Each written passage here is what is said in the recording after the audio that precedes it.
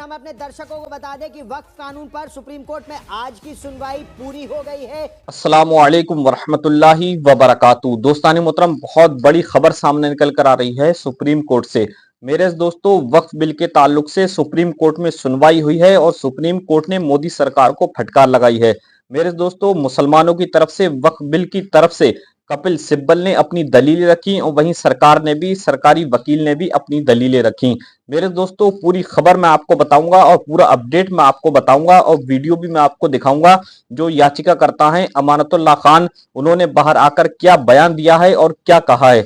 मेरे दोस्तों, अगर आप हमारे चैनल पर नए हैं तो चैनल को सब्सक्राइब कर दें और इस वीडियो को आखिर तक जरूर देख लें। आप पहले ये वीडियो देख लीजिए, उसके बाद आपसे चंद बातें करते हैं। आप वीडियो देखिए। इन लोगों ने कब्जा कर लिया, तो ये एक ऐसी चीज़ है जो ज़माने से चली आ रही है। कई सौ साल हो गए हैं वक्फ बाय यूज़र इस्तेमाल करते हुए वक्फ पे। तो इसमें पूरी तरह से हमें उम्मीद है कि इसमें हमें राहत मिलेगी।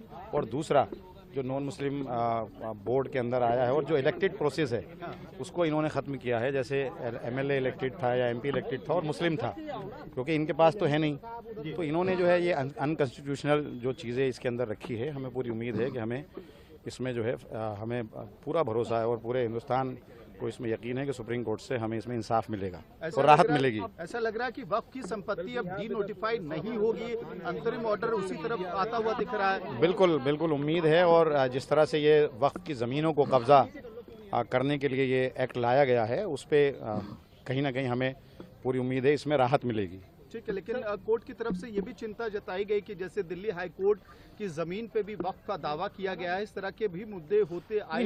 मैं वहाँ चेयरमैन रहा हूँ, हमने अभी ऐसा कभी नहीं। देखिए, कोई भी आदमी खड़े होकर के मीडिया के अंदर कह दे, देखिए वक्फ की यहाँ पर दिल्ली के अंदर 1977 प्रॉपर्टीज़ हैं और सबका गजट नोटिफिकेशन है, वो सब जो है गजट में है और एरिया भी गजट के अंदर है। जबकि मैं चेयरमैन था तो हमने सारे केसेस जीते। अब जब इनका, जैसे मैं मिसाल देता हूँ कि ये सारी चीज़ें अब उसके बाद जब मैं 2023 में चेयरमैन नहीं रहा, पद से हट गया, तो अब रेवेन्यू जो सेक्रेटरी है वो जो है उसको देख रहे हैं। तो शाही ईदगाह का मसला आया, तो शाही ईदगाह की ज़मीन को बाकायदा उसने एफिडेविट दिया कि हमारी नहीं है।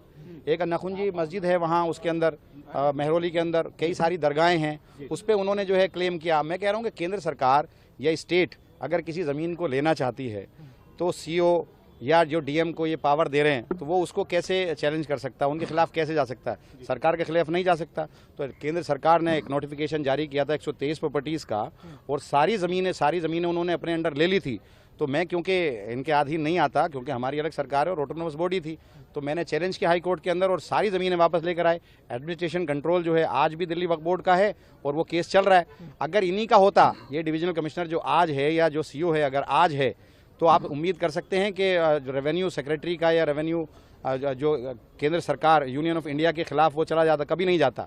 तो यही एक साजिश है इनकी कि स्टेट का ही आदमी इनका जो है सीओ, वो सीओ रहे, स्टेट का ही चेयरमैन रहे और डीएम को सबसे ऊपर जबकि रखा गया है। जबकि मैं यहाँ चेयरमैन था, हमारे जो ऑर्डर होते थे, बोर्ड के जो ऑर्डर होते थे, उसको जो है कोई सुपरसीड नहीं कर सकता, सिर्फ एलजी सुपरसीड कर सकता था। अब डीएम को चेयरमैन से और बोर्ड से ऊपर अगर आप बना रहे हो तो इसका क्या मतलब है, हमारी समझ में नहीं आता। सरकार के खिलाफ कभी प्रॉपर्टीज में आपको लगता है कि अब चली भी जाएंगी जिस तरह मामला है? क्योंकि अभी तक जो है वो 64-65 प्रॉपर्टीज जाती हुई नजर आ रही हैं हाथ से। देखिए, इन्होंने तो ले लिया था ना, 123 प्रॉपर्टी तो इन्होंने ले ली थी। एक नोटिफिकेशन जारी करके यूनियन ऑफ इंडिया ने कहा था कि वक्फ जो है इस पे कब्जा किए हुए ये हमारी ज़मीन है। अगर मैं हाईकोर्ट नहीं जाता तो ये तो सारी ज़मीन चली जाती। एक अकेली, अगर आप तिकोना कब्रिस्तान की बात करो जो 60 बीघे का है, अगर आप उसकी वहाँ पे मार्केट रेट के हिसाब से बात करो, अगर 7 लाख रुपया भी मानो तो 42,000 करोड़ की एक प्रॉपर्टी है। उसके राइट साइड में डीपीएस के पीछे 484 खसरा है जो 30 बीघे का है, वो इन्होंने ज़बरदस्ती ले लिया। जबकि 123 में स्टे चल रहा है, केस चल रहा है, ले लिया। लाल मस्जिद आपके सामने मिसाल है कि उसके पीछे की सारी ज़मीन कब्रिस्तान की ले ली, मस्जिद के पीछे की, और वहाँ बिल्डिंग बना दी। वो ट्रिब्यूनल के अंदर चल रहा है। माता सुंदरी रोड का कब्रिस्तान है वो इन्होंने ले लिया। वो उसके रेवेन्यू रिकॉर्ड में सिर्फ यही तो था कि रेवेन्यू रिकॉर्ड में वो वक्फ का नहीं था, रेवेन्यू रिकॉर्ड में एलएनडीओ का था। तो आप ट्रिब्यूनल में हैं और हम हाईकोर्ट भी गए तो कहा ट्रिब्यूनल से जब फैसला आ जाएगा, तो ट्रिब्यूनल के फैसले को भी ये लोग नहीं मानते। तो कह रहे हैं हम कुछ नहीं लेंगे मुसलमानों के फायदे के लिए। अमानतुल्लाह साहब, अमित शाह ने ये कहा है पार्लियामेंट में कि हम कुछ नहीं लेंगे, आप कह रहे हैं तो यही लिख करके दे दें कि कोई डिस्प्यूट हो या कुछ भी हो, अगर वो पहले से वक्फ बाय यूज़र यूज़ हो रहा है तो उसको हम किसी को टच नहीं करेंगे। एक नोटिफिकेशन ले आए वो। और मुस्लिम जो क्लोज हटाया इसलिए हटाया क्योंकि इनके पास कोई एमएलए मुस्लिम नहीं है, कोई एमपी मुस्लिम नहीं है। बाय डिफ़ॉल्ट सरकार चाहे इनकी हो, अगर एमएलए कोटे से कोई भी इलेक्टेड, जैसे पहले था कि मुस्लिम इलेक्टेड था तो वो दूसरी पार्टी से आता, समाजवादी से यूपी के अंदर आता, दिल्ली से आम आदमी पार्टी से आता, कांग्रेस से हरियाणा के अंदर आता, महाराष्ट्र से कांग्रेस का आता, तो आरजेडी का बिहार से आता, तो बाय डिफ़ॉल्ट वो मुस्लिम आता। और जब कुछ गलत करते तो वो अगर होता एमपी और एमएलए होता तो वो गलत काम नहीं करने देता। तो ये तो बाकायदा ये तो कॉन्स्टिट्यूशन के भी खिलाफ है। तो सारा का सारा इनका जो मसला है वो कॉन्स्टिट्यूशन के खिलाफ है और उसी पर जा रहे हैं। और आने वाले वक्त में अगर ये एक्ट इसके अंदर तरमीम नहीं हुई है, नहीं रोका गया, तो आने वाले वक्त में गांव के अंदर, देहात के अंदर बहुत सारी ज़मीनें जो ग्राम सभा के अंदर है, कल प्रधान खड़े होकर कहेगा कि ये तो इलीगल है, डीएम उसको रोक देगा, दफीना रोक देगा, दफीना रुकने के बाद उसके बाद वो केस चला जाएगा उसके पास, वो ज़मीन वक्फ की हो जाएगी और वो रेवेन्यू रिकॉर्ड के हिसाब से फैसला देगा तो वो ज़मीन तो चली जाएगी। और ऐसा हुआ है बहुत सारी ज़मीनों पर, जो तिकोना कब्रिस्तान है वहाँ पर दफीना इन्होंने रोका है, लाल मस्जिद पर इन्होंने रोका है, माता सुंदरी रोड पर रोका है, एक जो है उत्तम नगर के अंदर जो फ्लड इरिगेशन की ज़मीन थी वहाँ के एसडीएम ने रोक दिया, हम नहीं करा पाए वहाँ पर। तो बहुत सारी जगहें हैं, हम कौन जाता फिरेगा। अगर कोई भी कंप्लेन करेगा तो कंप्लेन को अटेंड करके वो वहाँ पे दफीना रोक देगा, नमाज अगर मस्जिद होगी तो नमाज रोक देगा। तो वक्फ बाय यूज़र में तो ये करेंगे, तो वो कहेंगे जितनी भी प्रॉपर्टी हैं, अगर वो 9 लाख प्रॉपर्टी हैं, 9 लाख प्रॉपर्टी में से एक भी प्रॉपर्टी को हम मुसलमानों से नहीं लेंगे तो मैं मानने को तैयार हूँ। हाँ जी ये ठीक कह रहे हैं, सच बोल रहे हैं, लिख कर दे एक एक प्रॉपर्टी का, क्यों नहीं लिख कर दे रहे। और क्यों जब आखिर में एक सवाल, आप लोग स्टे की उम्मीद से आए थे, लेकिन दोनों इंटरिम ऑर्डर से खुश हैं? जो इंटरिम ऑर्डर लगता है कि कल आ सकता है?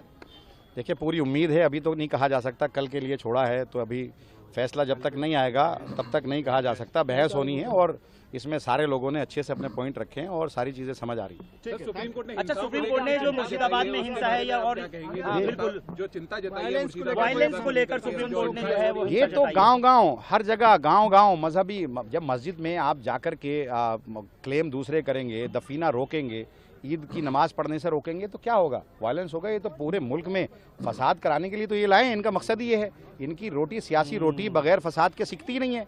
ये तो आज बेरोजगारी से लोग परेशान हैं, महंगाई से लोग परेशान हैं, इसमें उलझा कर रख दिया सारे लोगों को। अब आप बताइए, कब्रिस्तान पर भी ये कब्जा अगर करेंगे, मस्जिदों पर भी ये कब्जा अगर करेंगे तो वायलेंस तो होगा, क्यों नहीं होगा? ये तो करना चाहते हैं, ये तो इनका मकसद है। तो सुप्रीम कोर्ट इसको देख रहा है और इसमें अच्छा फैसला आएगा। दोस्तानी मोहतरम, जैसे कि आपने ये वीडियो देख ली, मेरे दोस्तों वक्फ बिल के ताल्लुक से सुप्रीम कोर्ट में सुनवाई हुई है और मोदी सरकार को फटकार लगाई है। सुप्रीम कोर्ट ने कहा है जो पुरानी मस्जिदें हैं, कब्रिस्तान हैं, इबादत गाहें, उनका क्या होगा। मेरे दोस्तों दोस्तानी मोहतरम, बहुत तगड़ी बहस हुई है और अगली तारीख कल की रखी है, यानी कि कल फिर सुनवाई होगी वक्फ बिल के ताल्लुक से। मुसलमानों को बहुत बड़ी उम्मीद है कि कल मुसलमानों के हक में फैसला आ सकता है। मेरे दोस्तों वक्फ बिल के ताल्लुक से अभी तो सुप्रीम कोर्ट ने इस पर रोक नहीं लगाई है, लेकिन उम्मीद ये जताई जा रही है कल हो सकता है स्टे लगा दिया जाए। मेरे दोस्तों हम अल्लाह पाक से दुआ करते हैं कि अल्लाह पाक मुसलमानों को कामयाबी अता फरमाए। मिलते हैं इंशाल्लाह आने वाले अपडेट के साथ। अस्सलामु अलैकुम वरहमतुल्लाहि वबरकातुहू।